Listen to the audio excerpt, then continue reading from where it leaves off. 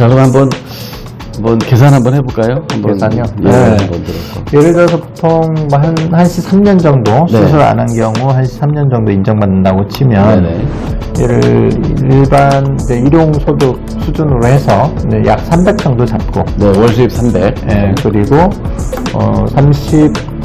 0.32로 곱하게 되죠. 0.32. 그러니까 장애율 32%라는 얘기예요. 예, 그렇죠. 300 곱하기 0.32 곱하기 장애 기간. 네. 장애 기간은 이제 월별로 산출하는데 36개월을 산출을 하게 되면 아까 한시장에 3년이라고 했으니까 36을 곱한다는 얘기죠. 예. 근데 이제 36을 그대로 곱하는 게 아니라 네. 이건 이제 미래 가치잖아요. 네, 그렇죠. 예, 앞으로 발생할 거니까 이걸 현재 가치로 전환을 시키기 위해서는 이제 그 호프만 계수라도 있고 라이프니츠 계수가 있어요. 아, 그걸 계수를- 현재화 시키는 게 그 계수를 곱하는 예, 거군요. 현가화 시키는 거죠. 현가화. 그래서 이걸 이제 복리로 하는 게 라이프니츠고 네네. 계수고 이제 달리로 계산하는 게 호프만 계수예요. 그러면 뭐가 유리할 것 같아? 값...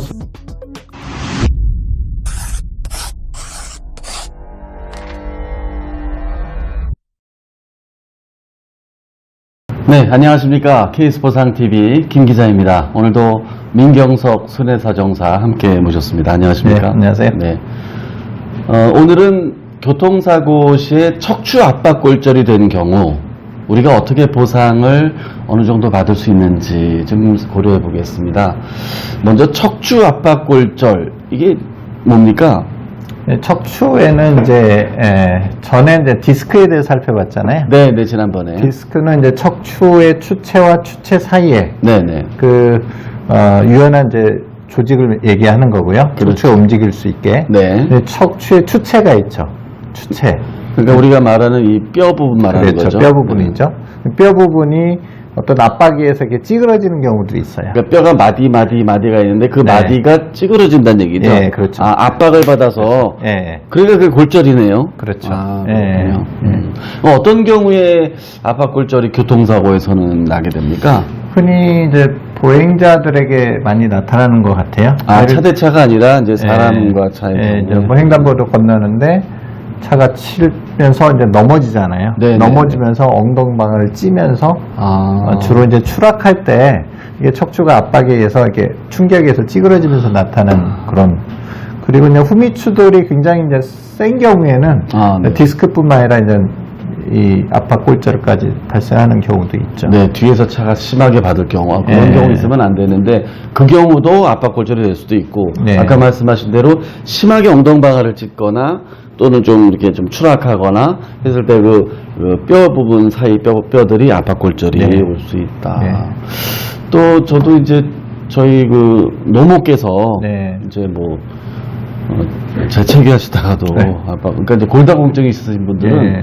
압박골절이 또 쉽게 오니까 그런 분들이 또 교통사고 당하면 압박골절이 또 쉽게 올 수도 있겠어요. 그렇죠. 저희 뭐 장인어른께서도 침대에서 주무시다 떨어져서 네. 압박골절이 아, 발생해서 좀 한동안 치료를 네, 받으셨거든요. 너희들 조심하셔야 되고요. 그래서 어르신들이 이제 골다공증에서 이렇게 좀 발생하는 그러니까 이제 잘 호발할 수가 있죠. 네. 근데 보니까 압박골절하고 디스크하고는 사람들이 증상이 비슷하다고 생각하는 것 같아요. 네, 그럴 수는 있어요. 좀 이제 압박골절이 디스크보다 심하긴 하지만 이것도 이제 디스크도 심한 경우는 신경을 누르기 때문에 굉장히 고통스럽고 힘들거든요. 그렇죠. 네. 자, 그러면 이제 본론 들어가 보죠.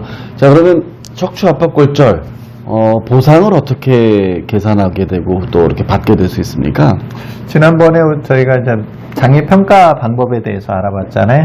네, 두 가지 방법이 있었죠. 네, 맥브라이드 방식하고 AMA 방식. 네. 역시 이제 교통사고니까 맥브라이드 방식을 이제 사용해서 평가를 받게 되죠. 네, 그렇죠. 근데 이 척추 압박골절이 이제 맥브라이드 방식이 다 이제 장애율이 어느 정도 저희가 통상적으로 자주 이제 적용하는 장애율이 있어요. 네네. 뭐 심한 경우는 조금씩 다르겠지만 네. 저희가 통상적으로 실무적으로 사용하는 장애율들이 있는데 굉장히 장애율이 높은 편이에요.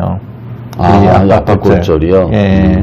예를 들면 특히 척추 압박골절이요? 그렇죠. 예. 뭐 발목골절 같은 경우 이런 네. 건 보통 한 14% 적용하고 뭐 어깨골절 같은 경우는 한 18%, 또 손목골절, 뭐 팔목골절 다 이제 10%대 이제 장애율들 적용하는 경우가 많거든요. 네네. 그런데 이제 척추 압박골절은 네. 32% 어휴. 배요부 같은 경우, 그래요. 배요부는 어디냐면 이제 흉추 11번, 12번, 요추 1번을 배요부라고 얘기하는데 우리가 이제 허리를 구부리게 되면 잘 튀어나오는 부분 있죠. 네. 그래서 운동량이 제일 많은 부분이죠. 아. 그래서 그 부분이 충격이 가해지면 가장 힘들고 어렵기 때문에 통증도 심하기 때문에 배요부를 가장 장애율이 높고 그럼 잠깐 정리를 하면 네. 이제 지금 무슨 추 하니까 우리 시청자분들 저 같은 분들 이해 못하는 분들도 계실 텐데 그러면 이제 목부터 쭉 이렇게 예. 척추가 있잖아요. 예, 예. 그러면 여기를 뭐라 그러는 거예요? 목을 이제 경추, 요 목 부분은 경추. 예, 그러면 여기는 흉추겠네요. 예, 가슴은 흉추. 이제 그러면 그 허리 부분, 밑에는 요추. 요추겠네요. 예, 요추. 그러네. 근데 요추가 제일 많이 움직이지 않나요? 그러니까 요추하고 흉추 사이. 그 사이가 그 그러네요. 사이. 그러네요. 예, 그 사이가 제일 그러니까 많이 움직여요. 흉추는 잘 안 움직이겠네요. 예, 예. 근데 흉추하고 요추 있는 그걸 1번이라고 하는군요. 그 부분이 제일 많이 예. 많이 구부러지고. 흉추 아래쪽 11번, 12번하고 요추 1번. 근데 예. 춤추는 분들은 요추를 많이 쓸 것 같아요. 예. 그래서 아무래도 요추. 그럴 수 있죠. 어쨌든- 골반도 많이 다치겠죠. 그러니까 골반 그 부분 좀 너무 어렵고요. 골반 이 추만 따졌을 네. 때 일반적으로 요추도 움직이고 근데 진짜로 운동량이 많은 거는 그 아까 배요부라고 한 네. 요추와 흉추와 이거 사이 부분이겠네요. 네. 근데 거기가 다치면 진짜 심각하겠어요. 예. 그래서 이제 그 부분을 이제 32% 장애율이 보통 저희가 32%. 예. 그리고 요추가 이제 29% 아래쪽이 경추하고 이제 흉추는 27% 보통 그렇게 이제 평가를 받아요. 아까 발목이나 손목이나 이런 거에 비해서는 굉장히 높은 장애율이네요. 그렇죠. 그렇기 때문에 보상도 이제 커질 수밖에 없죠. 예. 그러면 이 장애율을 무조건 곱하는 겁니까? 보통 저희가 이제 상실수익에 관해서 많이 살펴봤잖아요. 네네. 그러니까 보통 상실수익은 항상 내 소득과 관련이 되죠. 그렇죠. 소득에 장애율 곱하고 장애 기간이 들어가죠. 장애 기간. 장애 기간이 좀 1년이냐, 2년이냐, 3년이냐, 5년이냐, 연구냐에 따라서 굉장히 큰 차이가 나겠죠. 장애율도 중요하고 또 어떤 장애율을 정하는 데 있어서 네네. 이제 이 압박골절의 정도가 있잖아요. 그 심한 정도. 이게 네네. 보통 압박률이라고 그래요. 압박률이 뭡니까? 네, 찌그러진 정도를 얘기해요. 이게 얼마나 압박이 됐느냐. 네. 그 마디마디가 이제 압박이 됐을 때 그게 어느 정도 됐느냐. 그렇죠. 한 마디마다 그 마디마다 평가를 하거든요. 그것도 계산해서 예. 또 이제 곱한다는 얘기죠. 그렇죠. 평소에는 이제 이 정도 이제 유지를 하고 있는데 이게 이제 찌그러지면서 척추가 이렇게 이제 좁아질 수 있잖아요. 척추 그렇죠, 자체가. 그렇죠. 네네. 예, 그러면 이제 이 각도를 측정하는 경우도 있고요. 네. 이 압박률을 계산하는 또 방법이 있어요. 그래서 네. 압박률을 또 계산해서 보험사 같은 경우는 이 압박률이 좀 낮다, 뭐 한 30% 미만이다 그러면은 아까 뭐 장애율이 32%였지만 네. 그럼 한 50% 정도 감액해서 적용하려고 하고 이런 경우가 상당히 많죠. 네. 자, 그럼 한번 계산 한번 해볼까요? 계산요? 예, 네. 한번 들어서. 예를 들어서 보통 뭐 한시 3년 정도 네. 수술 안 한 경우 한시 3년 정도 인정받는다고 치면 네네. 일반 이제 일용 소득 수준으로 해서 이제 약 300 정도 잡고 네, 월 수입 300. 예, 그리고 0.32를 곱하게 되죠. 0.32. 그러니까 장애율 32%라는 얘기인가요? 예, 그렇죠. 300 곱하기 0.32 곱하기 장애 기간. 네. 장애 기간은 이제 월별로 산출하는데 이제 36개월을 산출을 하게 되면 아까 한 시장에 3년이라고 했으니까 36을 곱한다는 얘기죠. 예. 근데 이제 36을 그대로 곱하는 게 아니라 네.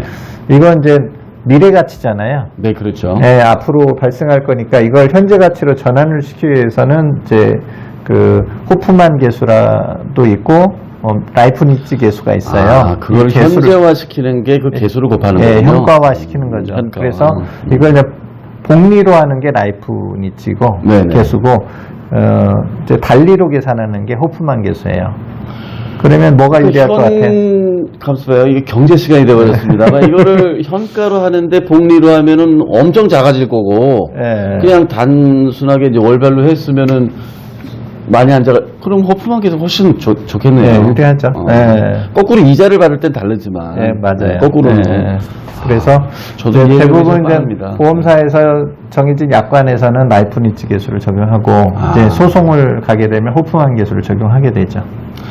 근데 이제 소송을 가면 호프만 계수를 사용하니까 훨씬 유리하신데 소송 비용이 장난 네. 아니기 네, 때문에 소송 우리가 수익이나 이런 걸또 생각을 잘 안 하죠. 네. 아주 심각한 경우 아니면은. 그리고 뭐 이제 2년, 3년 이런 경우는 사실 큰 차이가 나지는 않죠. 계수 네, 자체가 네. 장기간으로 넘어가게 되면 큰 네. 차이가 나지만, 예.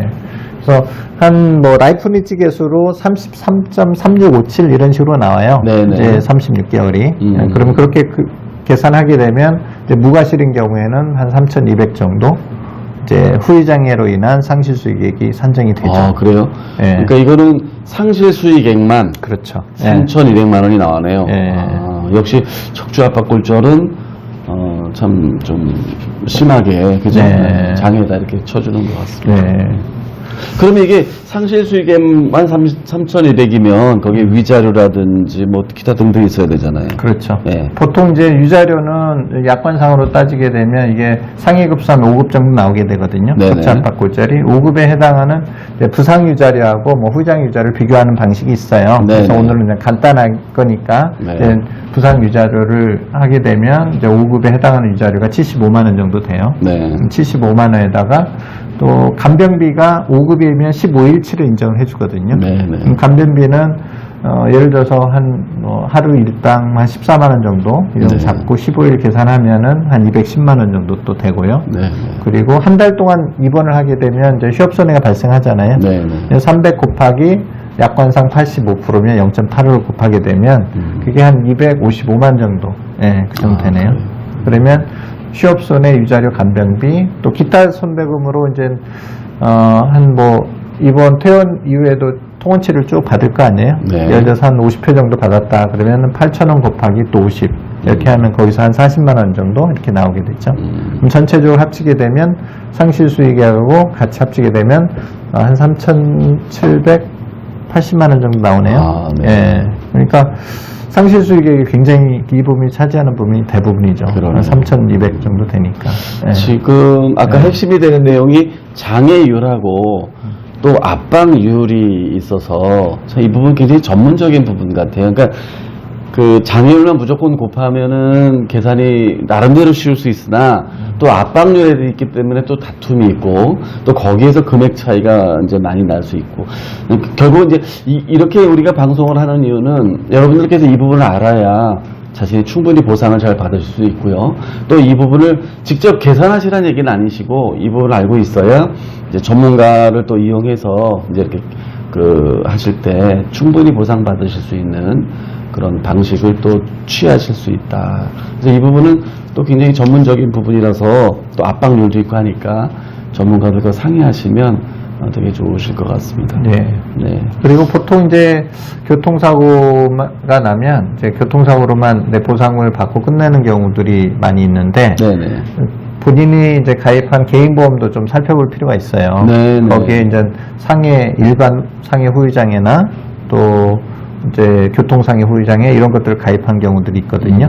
그러면 한 1억씩 가입됐다고 하면 이제 경미한 이제 그건 또 평가 방법이 또 달라요, 보통. 이제 아까 교통사고는 압박률 뭐 이런 것들 중요시하지만, 여기서는 이제 개인보험 같은 경우는 또 각도가 있어요. 후만각, 뭐 이런 게 있어요. 이게 이 척추가 찌그러지면 이게 척추가 이렇게 좁혀지잖아요. 네네. 그럼 평소 각도에서 이렇게 뒤로 이게 이제 뒤로 후만각이 생기거든요. 각도가 커질수록 장애가 심하겠네요. 그렇죠. 아. 네, 이 각도를 가지고 이 각도의 기준이 뭐 15도 미만이다, 뭐 10도 미만이다, 뭐 전만, 후만 뭐 이런 걸 다 그 약관상 정해놓은 것들이 있어요. 거기에 따라서 또 평가를 해서 개인 보험도 추가로 나올 수 그러면 있거든요. 여기 지금 우리는 이제 교통사고 네. 저기 보험과 관련된 교통사고 내용이었는데 개인 보험도 그러면 중복으로 또 보상받을 수 있다는 건가요? 당연하죠. 아, 그렇군요. 실비보험이랑 좀 헷갈리시면 안 되고 개인 보험에 있는 이제 대부분의 보상 약관들은 대부분 중복 보상 가능하다고 보시면 돼요. 그렇군요. 치료비만 빼고. 네. 알겠습니다. 이 부분까지도 전문가들과 상의하시면은 굉장히 또 큰 금액을 보상받을 수 있을 것이고요. 네, 그러면 개인 보험과 관련해서는 다음에 한번 선생님께 한번 여쭤보는 거로 해서 네. 우리가 좀 또 추가로 더 받으실 수 있는데 놓치는 경우도 꽤 많으실 거예요. 그죠? 그렇죠. 네. 그리고 또 분쟁도 굉장히 많이 되거든요. 네. 내가 뭐 후의장애 진단서 청구했다고 해서 100% 주는 게 아니니까 아, 네. 그걸 또 방어도 해야 되고 그러다 네. 보니까 이제 좀 전문가 도움이 필요할 수 네, 있죠. 그렇게 하기 위해서는 전문가 도움이 뭐 꼭 필요하시겠습니다.